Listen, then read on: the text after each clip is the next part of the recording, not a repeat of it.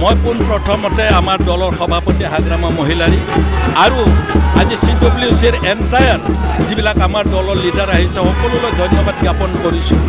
মই এগৰাকী বিধায়ক হৈ থকাৰ পিছতো আমাৰ বিশ্বাস ৰাখিছে যে মই পাৰ্লামেণ্টাৰী নিৰ্বাচন খেলিলে দলটো শক্তিশালী ৰূপত আগবাঢ়ি যাব পাৰিব। মই সেইকাৰণে পোনপ্ৰথমে তেওঁলোকক ধন্যবাদ জনাইছোঁ।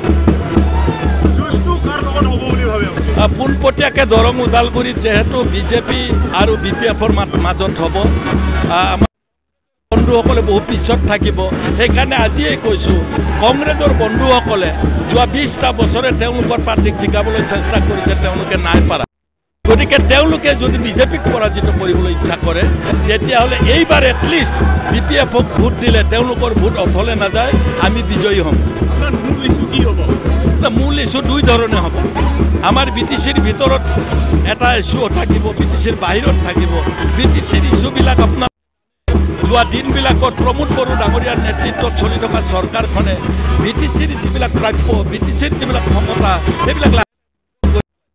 সেইবিলাক দুৰ্বল হৈ গৈছে। মই দুটা এক্সাম্পল দিছোঁ। এটা এক্সাম্পল হৈছে ৰিক্ৰুটমেণ্ট বোৰ্ড, চাকৰি দিয়া যিখন কমিটি, তেওঁলোকে সেই কমিটিখন বনোৱা নাছিল, যাৰ কাৰণে থাৰ্ড গ্ৰেড চাকৰি আজি অসম চৰকাৰে নিযুক্তি দিছে, প্ৰমোদ বড়ো দিয়া নাই। গতিকে দুৰ্বলতা। 2 নম্বৰ দুৰ্বলতা, যিকেইটা বিভাগ ৰাজ্য চৰকাৰ বা কেন্দ্ৰীয় চৰকাৰে চুক্তি মৰ্মে BTCক দিছিল, তাৰে 16টা ডিপাৰ্টমেণ্ট তেওঁলোকে ডাইলুট কৰি পেলাইছে। হাগ্ৰামা মহিলাৰীয়ে সবাই কৰাৰ পিছতহে তেওঁলোকে নটিফিকেশ্যন। গতিকে এনেকুৱা অজস্ৰ দুৰ্বলতা তেওঁলোকৰ আছে, যিবিলাক লৈ আমি কৰা কামবিলাকৰ সফল